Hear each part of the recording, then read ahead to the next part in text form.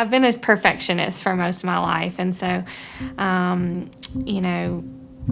I always, felt like I had to be my best, not really competing with other people, but just with myself. Like, I always had to be, the smartest or the strongest that I could be. And that kind of followed me through school and then into college and beyond. And so I also kind of picked up this need to exercise a lot too and just be active all the time. And at some point it kind of crept in where it was like that became an idol for me, for sure, that I was just like, if I didn't get my exercise in for that day, that I was like off, the day was not okay. I think I was using exercise as a way to escape like the stress and anxiety of life and my new job. And so it just kind of built slowly and kind of crept in as sin normally does. And I got to the point that I was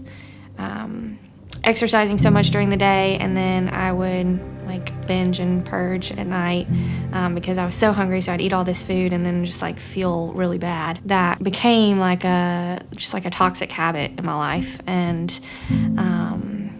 just got worse and worse. It lasted for about 3 years and just kind of took over. It kind of kept me from relationships. Like I like isolated myself with that. Part of me was like, I can fix this myself, just like me and God, like we can do this on our own. And I let it just like eat away at me. And in reality, like he calls us to be in community with people and to confess and talk through that with others to get that encouragement and support. And I didn't have any of that, and I was just hiding it, and it was causing shame and guilt, and I was just kind of like filled up with that for so long. Eventually, I think I hit kind of like rock bottom where I was really feeling like stuck, and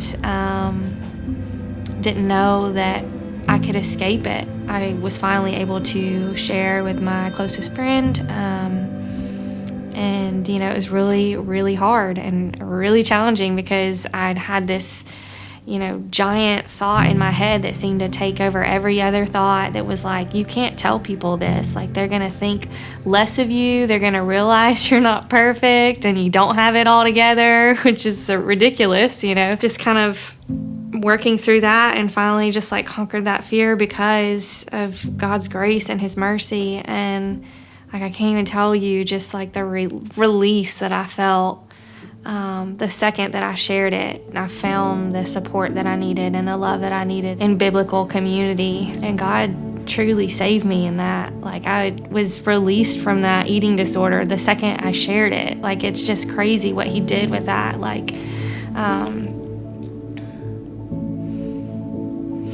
just like his redemptive grace is just so overwhelming, He started this heart change in me with that, and it's just developed and grown from there. And just realizing like I don't have to worry about being strong. Like, it's not about like how I feel or how I look. Like, I am God's chosen. Like, I'm his child. Like, I am his beloved. Psalm 139, that he created me and in my inmost being, like he creates wonderful works, and I am fearfully and wonderfully made, and everything God creates is good. And so that means I must be good. Like, that having that realization just kind of turned things around for me, and knowing that like it doesn't matter what I eat or how I look. Like, my identity is not in that. It's not in this world. The purpose for my life is not to feel good. My purpose is to glorify the Lord and enjoy him forever.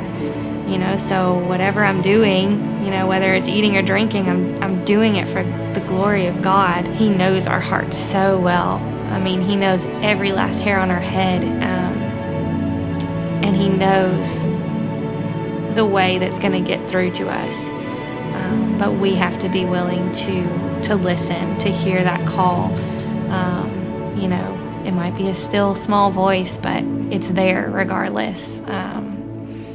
So I would just say, be open to what he's telling you, because it's truth and it has depth and it's full of love.